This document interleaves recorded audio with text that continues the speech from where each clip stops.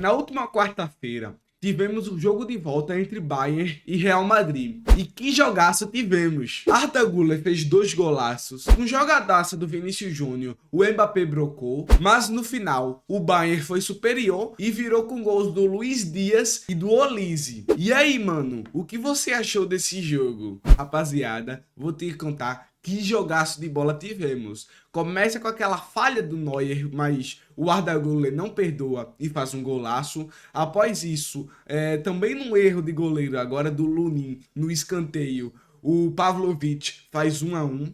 Após isso, no 2-1, mais uma vez o Arda Güler brilha a estrela dele e faz um golaço no ângulo, mas já tornamos a dizer, falha do Neuer. E no 2-2... Kane desloca o Lunin e faz simplesmente um golaço no 2-2, né?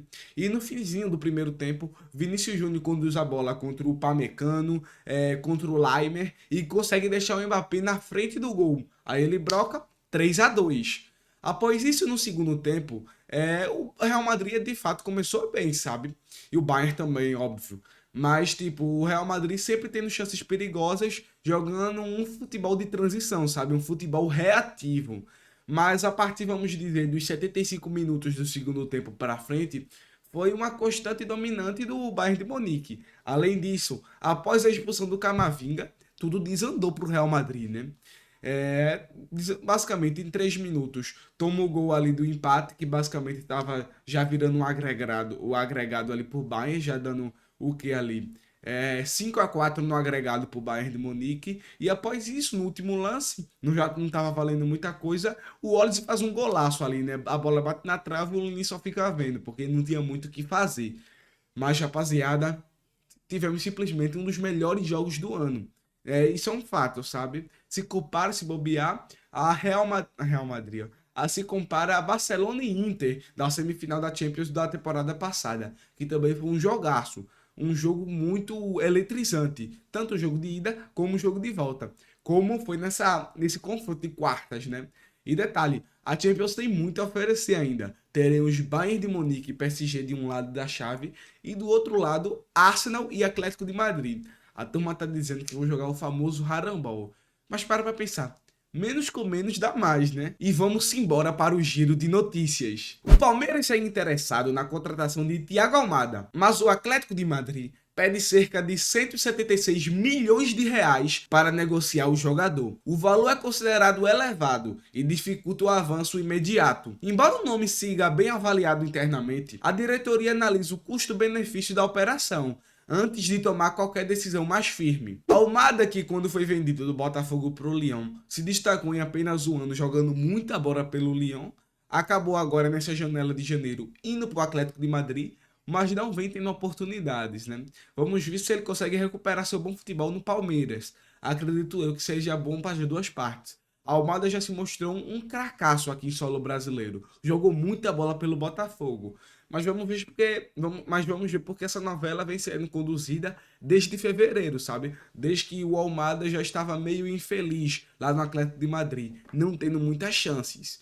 E 176 milhões de reais é muita coisa. O Palmeiras, que tinha um interesse no Luiz Henrique, basicamente é meio descartado, né? Porque ou traz o Luiz Henrique ou o Almada, porque os dois juntos é muito dinheiro, é mais de 350 milhões de reais. O atacante Francis Amuzu pediu cerca de 1,5 milhão para renovar com o Grêmio, o que gerou avaliação interna da diretoria. O jogador vive bom momento e se tornou destaque da equipe, mas o valor solicitado é considerado alto dentro da realidade financeira do clube. O Grêmio agora estuda se atende às exigências ou se busca outras alternativas para o setor ofensivo. Amuzu, que é um ótimo jogador, né? Esse belga joga muita bola pelo Grêmio. Mas vamos ver se de fato compensa tanto essa folha, esse salário, sabe? 1,5 milhão de reais é muita coisa, pô. Para ter um efeito de comparação, um Lucas Paquetá da vida recebe 2 milhões. O Milan entrou na disputa com o Flamengo pela contratação de Paulo Dybala. O meio atacante vê com bons olhos uma possível transferência, e o interesse europeu pode pesar na decisão. A concorrência aumenta o nível da negociação e torna um cenário cada vez mais complexo para o Flamengo, e que acompanha de perto a situação. E essa novela de Dybala, hein? Ele que muito provavelmente não deve renovar com a Roma no final da temporada. Teve proposta do Boca, inclusive o Dybala, que é amigo pessoal do Leandro Paredes, meio-campista que atualmente está no Boca, que está tentando convencer o próprio Dybala a jogar lá no Boca, que inclusive é o time de infância do Dybala. Mas vamos ver se de fato esse acordo vai acontecer. Também tem, por outro lado, o Flamengo tem um grande interesse nele, e tem a competição do Milan na Europa, do Boca na Argentina, como mencionei, e vamos ver, né? Porque também ele tem muito mercado na Europa. Como noticiado, o Milan tem um grande interesse nele. O Palmeiras se anima com a possibilidade de vender o jogador Rômulo por cerca de 20 milhões de reais na próxima janela. A negociação é vista como uma oportunidade de fazer caixa e abrir espaço no elenco. Internamente, a diretoria avalia que a venda pode ser positiva dentro do planejamento financeiro e esportivo do clube. Rômulo, que é um dos destaques do Paulistão de 2026. Sempre que está jogando com a camisa do Novo Horizontino, vem sempre se destacando.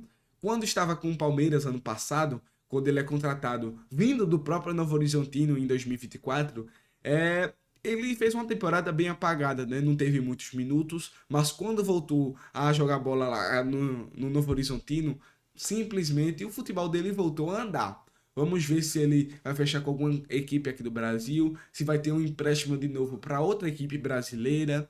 Vamos ver as próximas cenas, né? O Flamengo estuda investir cerca de 235 milhões de reais na contratação de Danilo. O jogador é visto como um reforço de peso para o elenco, trazendo experiência e versatilidade. A diretoria analisa o impacto financeiro da possível negociação e avalia se o investimento se encaixa dentro do planejamento do clube. Danilo, que também vem sendo monitorado por outras equipes do futebol europeu. Ele que vem se destacando lá no Botafogo, foi convocado recentemente para a seleção brasileira, e tem de fato muito mercado, ou aqui na elite do futebol brasileiro, ou lá na Europa. Muito provavelmente, acredito eu, que ele queira voltar para a Europa, é um desejo dele, mas vamos ver, possa ser que essa proposta do Flamengo seja atrativa. Eu, como venho mencionando pela segunda ou terceira vez seguida, nas últimas edições aqui do Giro de Notícias, o Botafogo muito provavelmente deve vender suas joias, sabe? Suas joias que já estão lapidadas, como Danilo, como Montoro, como o Barbosa, que são nomes muito badalados no mercado, e o Botafogo vem passando por uma situação financeira simplesmente péssima. O Vasco tomou uma atitude positiva nas negociações por Wallace. Atualmente ligado ao Cruzeiro, o movimento indica avanço nas tratativas e aumenta a expectativa por um possível acordo. O jogador é visto como uma peça importante para reforçar o meio de campo vascaíno. Wallace, depois daquela polêmica com o goleiro Matheus do Cruzeiro, vem cada vez mais perdendo espaço. Ele que chega em 2024 com uma grande contratação no Cruzeiro, não vem ganhando seu espaço desde lá. Vamos ver se uma possível ida para o Vasco melhora seu ânimo, né? Porque o Wallace é um baita atleta, é um baita jogador. Se destacou muito pelo Grêmio em 2017. Vamos ver se ele consegue retomar esse bom futebol dele. O técnico Maurício Pochettino ganhou força e se tornou um dos favoritos para assumir o comando do Real Madrid, superando nomes como o Klopp. A diretoria avalia perfis para a próxima temporada e o argentino aparece como um dos mais alinhados ao projeto do Real. Rapaziada, sei não. Minha opinião é que eu não gosto muito do Pochettino. Na minha visão, é um treinador que não tem aquela mesma força de 5, 6 anos atrás. O último trabalho assim sólido, muito bom dele, foi no Tottenham. Ele faz um trabalho bem ok no Chelsea, eu tô falando por clubes, né? Porque atualmente ele tá nos Estados Unidos, na seleção estadunidense. Ele faz um trabalho bem ok no Chelsea, consegue levar o time para a Conference League. Depois, antes disso, ele comanda o PSG, leva o PSG para ser campeão da Ligue 1, o que é uma obrigação. E tipo, ele tá naquela primeira temporada de Mbappé, Messi e Neymar, aquela temporada de 21-22. Só consegue levar o clube até as oitavas da Champions. Antes disso, ele faz aquela temporada espetacular em 18-19 pelo Tottenham, consegue levar o time para a final da Champions. Após isso, em 19-20, já não consegue ter o mesmo sucesso, acaba sendo demitido no meio da temporada. Inclusive, tem aquele jogo muito vergonhoso contra o Bayern de Munique, que no Tottenham Stadium, o Bayern conseguiu meter 7-2 no Tottenham. Simplesmente uma humilhação. tá lembrando até os momentos atuais do clube, que tá na zona de rebaixamento da Premier League. O Liverpool já definiu mudanças no elenco após uma temporada sem títulos. Entre os nomes que podem gerar a saída, entre eles está Alex McAllister, além de outros jogadores. A ideia do clube é reformular o grupo e buscar novas peças para voltar a competir em altos níveis. McAllister que vem tendo o interesse do Real Madrid, como eu noticiei na quarta-feira. Vamos ver se isso de fato vai se concretizar, se saída de alguns jogadores como o próprio McAllister. Então veremos as próximas cenas, né? Inclusive o Liverpool, que muito possivelmente deve continuar com o Arne Slot. Na visão deles, o problema não é o treinador, mas sim o elenco. Mas parar para pensar, na última janela de transferências, simplesmente o Liverpool gastou milhões e milhões de euros. Simplesmente contratou vários jogadores. E, basicamente, o futebol do time piorou comparado à temporada de 24-25. Mas enfim, né? Também tinha outras notícias que o Liverpool poderia ter um interesse com o Xabi Alonso, mas acabou até agora não se concretizando. A Lazio entrou na disputa com a Roma pela contratação de Yuri Alberto do Corinthians. O atacante desperta interesse no futebol italiano e a concorrência entre rivais locais pode aquecer ainda mais a negociação. Xiii, rapaz, vai ter derby de Roma pela negociação do Yuri Alberto, né?